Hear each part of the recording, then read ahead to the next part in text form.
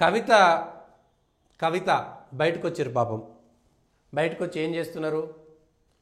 కులగణనలో బీసీల గురించి మాట్లాడుతున్నారు. నిజంగా కూడా కవిత గారికి బీసీల మీద ఏం ప్రేమ ఉన్నా మీ టీఆర్ఎస్ వర్కింగ్ ప్రెసిడెంట్ని బీసీలకు ఇవ్వండి, వర్కింగ్ ప్రెసిడెంట్ని బీసీలకు ఇవ్వండి, ప్రతిపక్ష నాయకుడి హోదాని ఒక ఎస్సీకి ఇవ్వండి, అసెంబ్లీలో ప్రతిపక్ష హోదాని ఒక ఎస్సీకి ఇవ్వండి, ఒక బీసీని పార్టీ అధ్యక్షుని చేయండి, ఒక బీసీని పార్టీ అధ్యక్షుని చేయండి, ఒక ఎస్టీని పార్టీలో ఇంకో కీలకమైనటువంటి పదవులను ఇచ్చే విధంగా ప్రోత్సహించండి. ఎస్టీలకి, బీసీ ఎస్టీలకి 70, 80 లేకపోతే 60, 50% పైగా పదవులు ఇచ్చి మీ ప్రభుత్వంలో మీరు అధికారంలో ఉన్నప్పుడు బీసీలకు ఎన్ని మంత్రి పదవులు ఇచ్చారు? మీ ఒక్క కుటుంబంలో 3 మంత్రి పదవులు తీసుకున్న మీరు, మీ ఒక్క కుటుంబంలోనే 5 ప్రజాప్రతినిధులు, ఒక 3-4 ఎమ్మెల్యేలు, ఒక 2-3 ఎంపీలు అన్నీ మీ కుటుంబంలోనే తీసుకున్న మీరు ఇవాళ బీసీలకు అన్యాయం జరుగుతుందని బీసీల కోసమని మీరు చెప్పడం, బీసీల కోసం మళ్ళీ మీరు పోవడం ఎందుకు? మీ తెలంగాణ జాగృతిలో ఒక బీసీని ముంగడ పెట్టుర్రి. మీరెందుకు పోవాలి? కవితనే ఎందుకు పోవాలి ముందుకు? కవితనే ఎందుకు నాయకత్వం వహించాలి? బీసీలకు నాయకత్వం వహించేటువంటి చరిష్మా లేదా? వాళ్ళకి ఆ శక్తి లేదని మీరు నమ్ముతున్నారా? బీసీల సమస్యల కోసం టీఆర్ఎస్లో ఉన్నటువంటి బీసీలను ముంగడ పెట్టుర్రి, గెలిచినటువంటి ఎమ్మెల్యేలు ఎంపీలను బీసీలను ముంగడ పెట్టుర్రి. ఎందుకు కేటీఆర్, కవిత, హరీష్ రావు ఎందుకు పోవాలి? వాళ్ళే ఎందుకు పోవాలి?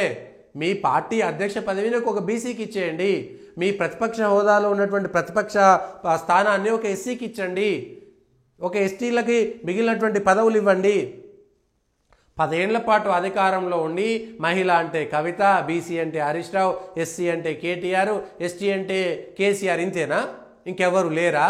మీ కుటుంబంలో 3 మంత్రి పదవులు, 2 ఎంపీ పదవులు అన్నీ మీరే తీసుకొని మీకు అవకాశం ఉన్నప్పుడు అవకాశం ఉన్న వాటి వాళ్ళకి ఇవ్వకుండా ఏదో చెంచాలకు 2, 3, 4 పాపం కార్పొరేషన్లు ఇచ్చేసి వాళ్ళను కూడా అవమానపరిచి, తెలంగాణ ఉద్యమకారులను లేకపోతే బీసీ ఎస్సీ ఎస్టీలను అవమానపరిచి వాళ్ళకు ఒకటి కూడా ఇవ్వకుండా వాళ్ళని అవమానపరిచి బీసీలకు మంత్రి పదవుల్లో మంత్రి స్థానాల్లో సరైనటువంటి దామాష ప్రకారం ఇవ్వకుండా ఒక 5 ఏళ్ల పాటు అసలు మహిళలకు ఒక మంత్రి పదవి ఇవ్వకుండా మీరే అన్నీ ఏలుకొని కేంద్రంలో అక్కడ ఏది లోక్సభలో మీ చుట్టాన్నే ఒక ఆయనను పెట్టుకొని ఆయనతోటే ఢిల్లీలో రాజకీయాలు చేసి, గల్లీలో మీరే రాజకీయాలు చేసి, ఆఖరికి మహారాష్ట్ర ఇన్ఛార్జ్ను కూడా మీ వ్యక్తికే పెట్టుకొని అన్ని పదవులు మీ కుటుంబం చుట్టే పెట్టుకొని ఇవాళ పేద ఏడుపులు ఏడుస్తున్నారు.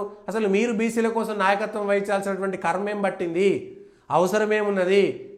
ఎస్, బీసీలు వాళ్ళు చేసుకుంటారు, అసలు మీరు మాట్లాడాల్సినటువంటి అవసరమే లేదు.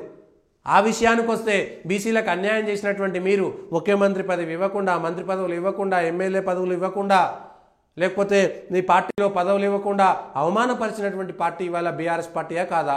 మరి బీఆర్ఎస్ పార్టీ ఇవాళ బీసీల కోసం మాట్లాడి అసలు స్థానిక సంస్థలలో బీసీలకు రావాల్సినటువంటి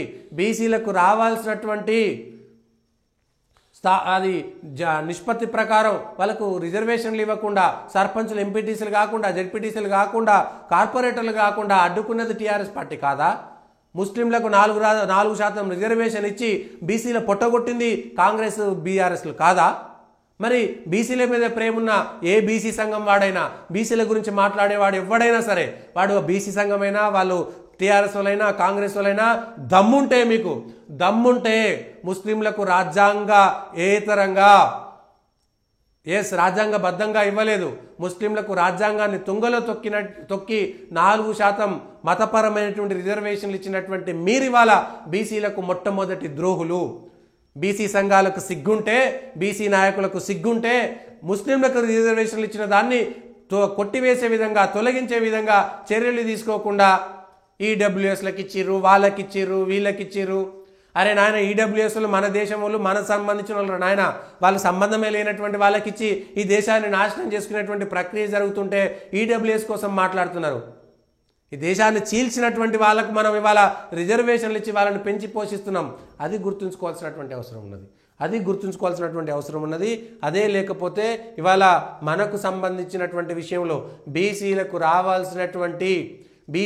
రావాల్సినటువంటి జనాభా దామాష ప్రకారం ఏది ఇవ్వకుండా కవిత గారు మాట్లాడడం విడ్డూరం.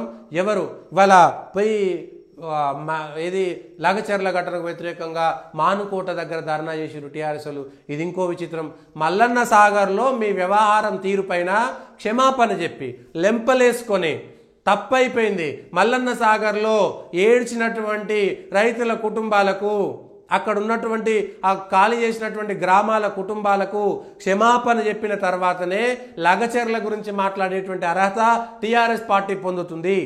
టీఆర్ఎస్ పార్టీ లగచర్ల కోసం మాట్లాడాలంటే, భూసేకరణ విషయంలో మాట్లాడాలంటే, రంగనాయక సాగర్లోనో మల్లన్న సాగర్లోనో భూములు కోల్పోయినటువంటి వాళ్ళ యొక్క ఏడుపులు పెడబొబ్బలు, వాళ్ళ యొక్క ఆవేదన, వాళ్ళ యొక్క ఏడుపులకు సంబంధించి వాళ్ళ కన్నీటి చుక్కలకు మీరు క్షమాపణ చెప్పిన తర్వాతనే మాట్లాడాలి. ఇవాళ ఎస్టీలకు ఏది ఖమ్మంలో మిర్చికి సరైనటువంటి ధరను కల్పించమన్నందుకు బేడీలు వేసిరు.